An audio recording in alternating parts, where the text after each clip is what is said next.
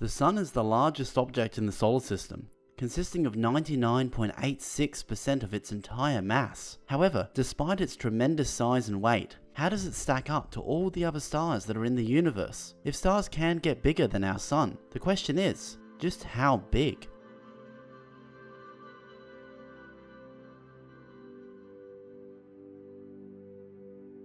When a star is born, there are multiple factors that determine its size. These include the outward radiation and gas pressure coming from the core of the star and the inwards pressure of gravity keeping the star together. Different outcomes occur if one of these forces overpowers the other. To start, let us look at what these two forces are in depth. Radiation and gas pressure are the photons, which are light and particles bumping around inside of a star. As these photons and particles slowly bump around, making their way to space, they increase the pressure with stars. As there is so much mass contracting gas particles inside of a star, it increases particle speed and energy, which increases the outward pressure and temperature of a star. In smaller stars, gas pressure is the dominating force, with particles such as hydrogen and helium mainly contributing to the outwards pressure in stars. However, in larger stars where the core can reach up to 1 billion degrees, radiation pressure begins to dominate as many more photons are emitted from the extremely hot core. In order to counteract outwards pressure, gravity works to pull the star inward through its own mass. So inwards pressure comes from gravity, which works to crush the core, heat up the temperature inside, and speed up the particles zipping around inside of the star. This balance between outwards and inwards pressure is called hydrostatic equilibrium. It is at the point of this equilibrium that determines how large any given star is.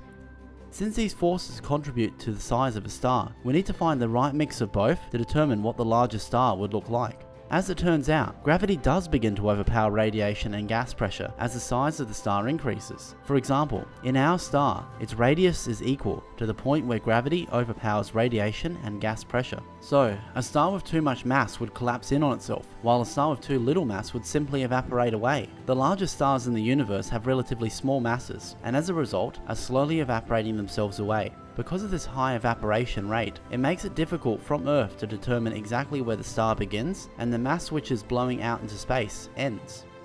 As the star increases in size, it becomes hotter in the interior and it can become larger. More radiative pressure means a larger size as gravity begins to overpower and shrink stars. This means that the most massive stars with the most gravitational pressure are not the largest. So to determine what the largest star in the universe is would mean to calculate the maximum amount that radiation pressure and gas pressure can equal out gravitational pressure to give the largest possible size. This is currently an unknown in physics, and no upper limit has been definitively determined. However, one of the largest known stars, Scuti, could give us an idea of how such a star may look like. It is over 1,700 times the radius of the Sun, and it sheds so much mass it has created its own nebula, expanding out much further than the orbit of Pluto.